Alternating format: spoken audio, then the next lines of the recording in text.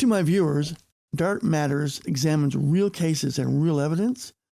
Details may contain graphic information. With the study of violent crime, evidence is everything.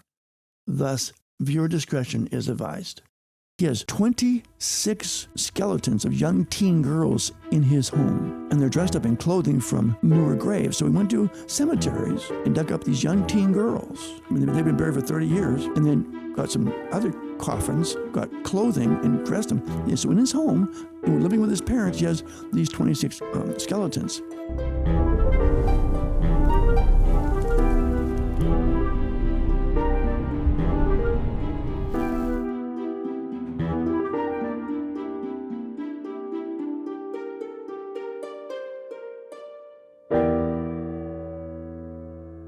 Welcome back.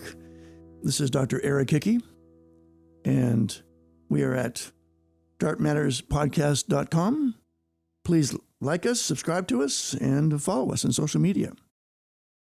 Today we're going to be talking about necrophilia.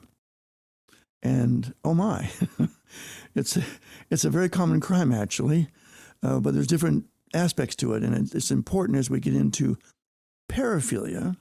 And I should introduce it by talk about paraphilia. But again, you may have some questions. Don't hesitate to contact us on our website, and I'll be happy to respond to those questions. So one of the areas I focus on in my work is chronoparaphilia. Now, there's all kinds of paraphilia, right? There's the furries and the plushies and so on. And we talk about furries a lot. And I mean, there's lots of people go to hotels and meet up as furries. That's consensual. We're talking about people who cross over. They get into exhibitionism, frauderism, voyeurism, somnophilia, watching people while they're asleep. All those, and there's hundreds of different types of chronoparaphilia. And we'll be talking about different ones throughout our podcast series. But it's good to have kind of a basic understanding of paraphilia, because it's sexual gratification through bizarre imagery and or acts or behavior. So there's three parts to a paraphilia, right? There's where does it come from? Where does it all begin? Most of it begins in childhood, right? And so we know from research that when there's trauma, right? A lot of people have trauma. And most of us learn how to adapt to the trauma. Some of us don't. But we have our fantasy. So when we go through puberty, now this is different for boys than it is for girls. When boys go through puberty, we know from research that 99% of them masturbate themselves into oblivion. We know that for a fact, okay? And of course, as a researcher, I want to know about that 1%, with their hands cut off, what happened with hands tied, because I'm just being realistic here, okay? So most young men, when they do that, they're thinking about things like maybe pornographic things on the internet, and so on, but they're not thinking about raping little children or killing people. But some young men, because they've been so deeply traumatized in childhood, they get into these dark sides. They start to fantasize about doing these very horrible things. And so then they condition themselves as they go through puberty. And then, of course, by the time they reach their mid-teens, it's pretty hard to turn back that clock. I had a couple of grandparents come to me one day, and after a seminar I did, and they said, "So, Dr. Hickey, we have a grandson. He's 15 years old, and we're very concerned about him. He's been setting fires and harming animals." I said, "So is he?" Which is very, very common. These are sort of telltale signs that there's something going on. Could be something going on. They're not diagnostic, but they're certainly helpful to indicators that my son shouldn't be setting fires or harming animals, right? So I said, "So where is he?" "Well, he's in juvenile hall." I said, "Is he there for setting fires?" And no, he's there for raping his sister twice. Wait a minute, let's stop this conversation for a minute. Wait a minute, he raped his sister. Yes, no, doctor, we know you're in a hurry. We just have one question. Oh my gosh, here was the question. They said, "Do you think our grandson is dangerous?" I said, okay, he raped his sister twice. And you're asking me if you think he's dangerous, if I think he's dangerous. I said, not only is he dangerous, it's probably too late to turn back that clock. It's going to take some really hard work to do that. Okay? But the deeper issue here is, and of course I didn't say this to them because I was leaving, the real issue that I was facing for them is that you don't get it. You're part of the problem. You're here as the grandparents asking if he's dangerous. So of course he's dangerous. He's raped his sister. You know, the saying fires harming animals, that was the beginning. You know, now he's moved up the ladder. Oh my gosh. And even more so, where are the parents? They're not here. So you know there's all kinds of problems going on, you know, at the home that they're not facing or understanding how to deal with this problem. So then these young men, they go down this pathway. So there's this three components. There's the etiology. Where does it begin? You know, where does it all come from? The trauma. And then there's the fantasy.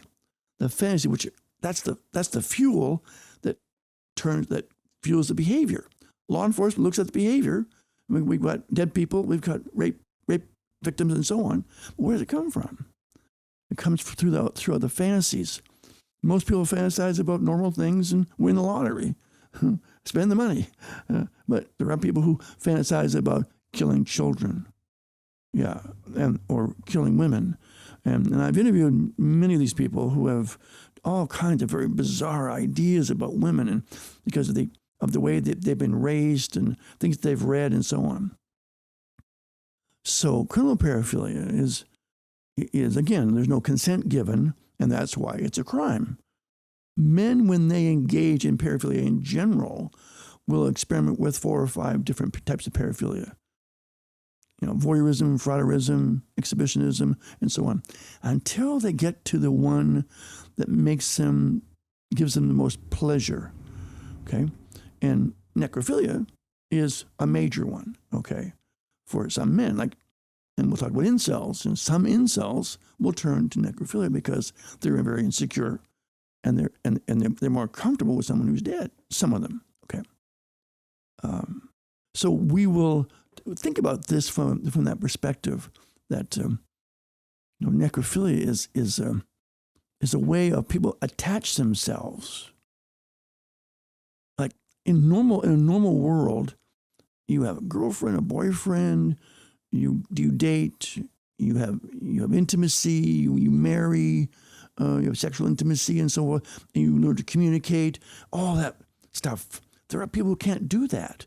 And so they attach themselves sexually to somebody, and that is their level of intimacy, where most people are going to be going up here and they're going to have these relationships with people, and they learn to communicate and they learn to love one another and all that stuff that some people just can't do that. They don't know how to do it. And so they'll turn to other forms of intimacy, which will be sexual intimacy.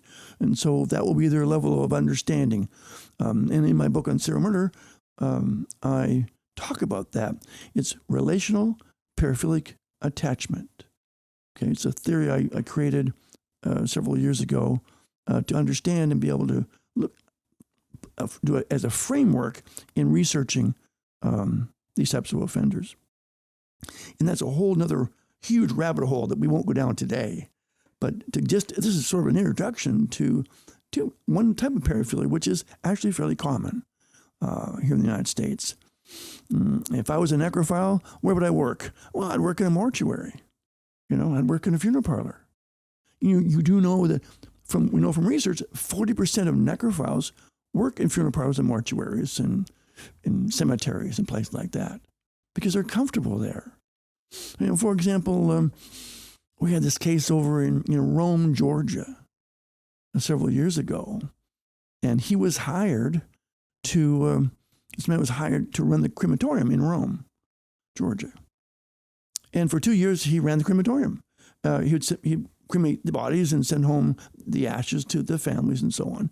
Well, one day a family opened up their box of ashes and actually looked at the ashes. Well, there were no ashes. It was all sand. So they contacted a supervisor and said, what's going on in this crematorium? So they sent a supervisor to visit this man who was working alone by himself for 2 years. And they discovered inside the crematorium and out and around the crematorium, there were over 360 corpses. He had never cremated them. They were just there. And he wouldn't explain why. The crematorium worked just fine, but he wouldn't explain why. And he went to prison for it. He never talked about it. I know why. He's a necrophile. And they're not going to burn the bodies. Absolutely not. No, they have attachments. And I have many cases we'll get into later about men who, in fact, I even know men who will kill people so they'll be taken to a hospital so they can access them at the hospital morgue because they want the bodies. Yeah. And we have some pretty interesting people in our societies. So necrophilia has a lot of different arms and legs to it. There's a company down in Los Angeles, and I actually sent my necrophilia book. I did a book on necrophilia, understanding necrophilia, and in the book I have in one of the chapters it shows a picture of this magazine that's produced in Los Angeles by a company. It's called Girls and Corpses, and these are women, sex workers, who will then pose naked with corpses, with fake corpses. Well, then somebody died several years ago, and they donated their corpse to the company, and so now they have a real corpse, and they pose sexually with his corpse. It's a really professionally done magazine, and a lot of people buy that type of magazine. So it's in that book of necrophilia. So there is an industry. There's the underbelly of our society that has this industry where they produce things for people who have different types of paraphilic interest. I mean, you can go to, there's a place you can go to San Francisco, Los Angeles. You go to sex workers who they'll ice themselves down till they're really cold, and they put powder on themselves so they look like they're dead. They'll crawl into a coffin.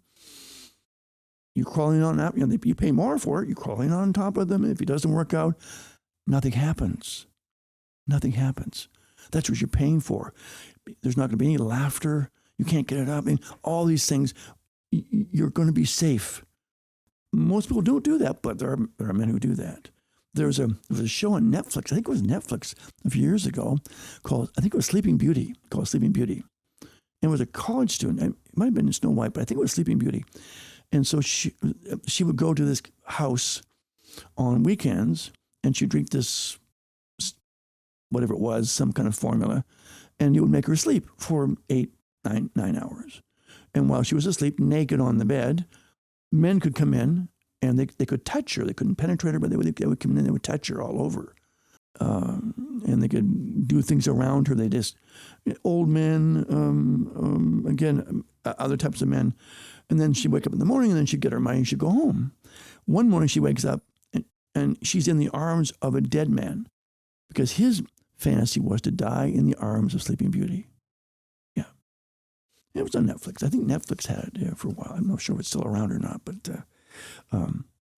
there's a whole world under us who are people who look normal, act normal, but they have these different kinds of fantasy worlds, and they want to act them out. And there's so many organizations out there, because just about anything can be sexualized. Just about anything.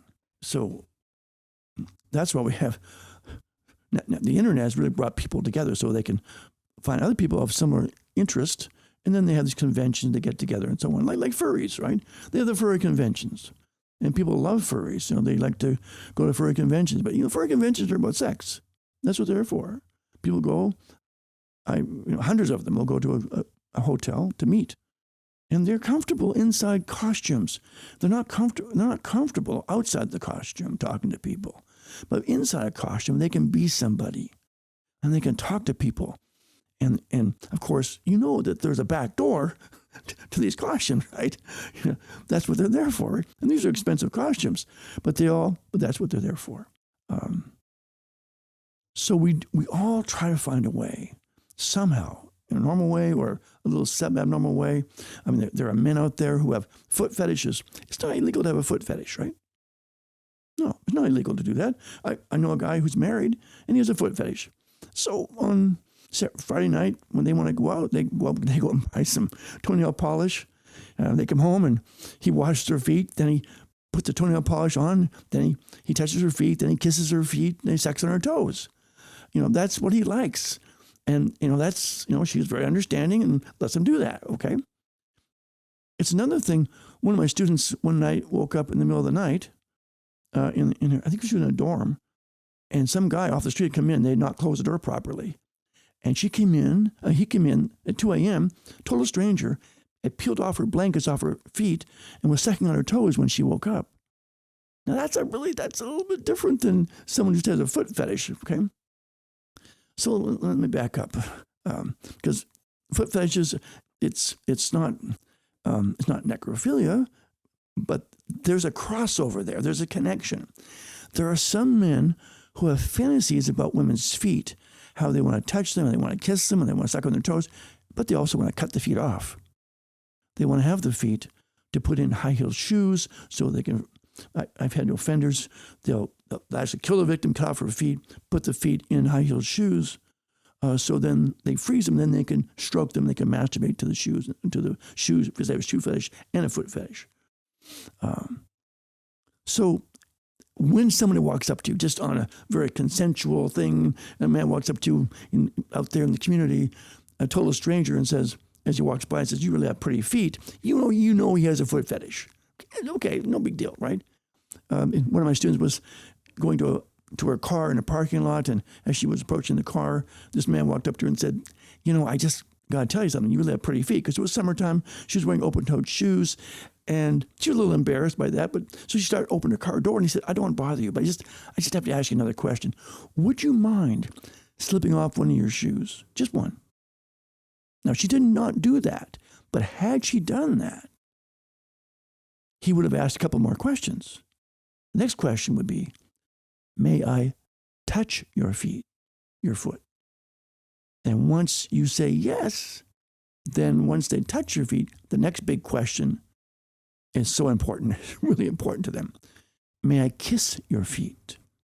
And if you say yes, it won't be long before he's sucking on your toes, okay? Because if you go online, we have thousands of people online who are American toe suckers, okay? They get into this stuff.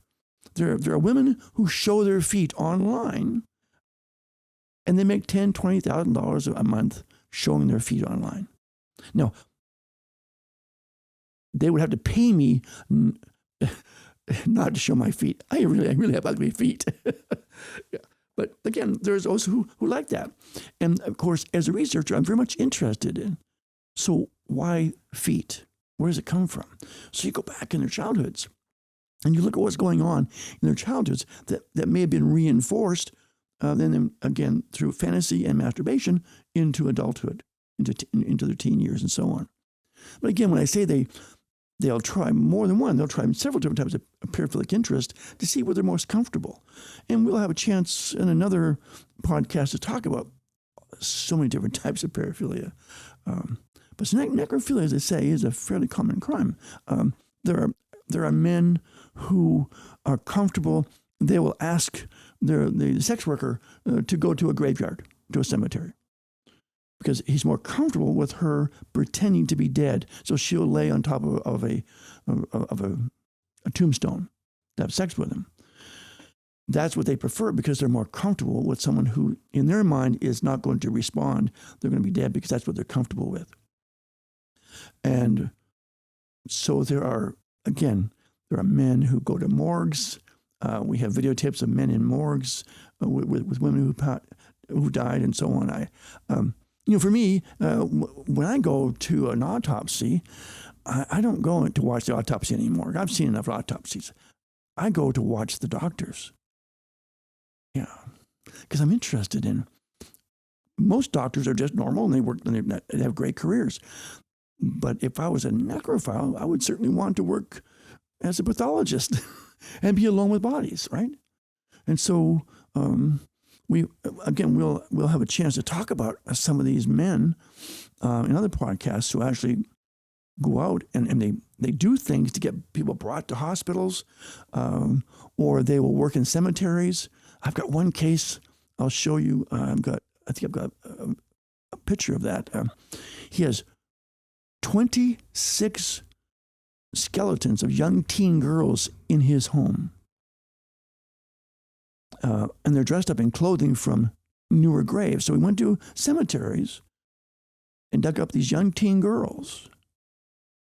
They've been buried for 30 years, and then got some out of other coffins, got clothing and dressed them. Yeah, so in his home, and living with his parents, he has these 26 skeletons. He told his parents it was a project he was working on. This guy has a master's degree, okay? It was in Russia. So he's sexually attached to these skeletons. Well, where does it come from? Well, when he was a kid, he was taken to a funeral, a viewing of a body. He was physically forced, his face down onto a corpse of a young teen girl to kiss her goodbye. And so now, as an adult, he goes out on a grant and working in graveyards, and of course, at night he digs up all these bodies. So that trauma resurfaces much later on in his life. And we'll get into trauma more deeply as we go, but I want to give you an idea of how complex this is as we think about this. And so much more research needs to be done. That's why I want more people to come to Walden, to our program, because we want to make more PhDs who want to do research in the area of chronoparaphilia. So much to do, so much more work to be done. So like us, subscribe to us, follow us on social media. If you have any questions, please go to our contact page on our website, darkmatterspodcast.com. We'll be continuing on. I've lined up some wonderful experts to come on our show, and I've lined up some victims and offenders who will join us at some different points. We have much to get into in talking about forensic psychology in the world on the dark side of it. Okay? But there's so many opportunities and career opportunities for those who are interested in going on and getting a PhD. So many opportunities. So please contact us. We'd love to talk to you. All right.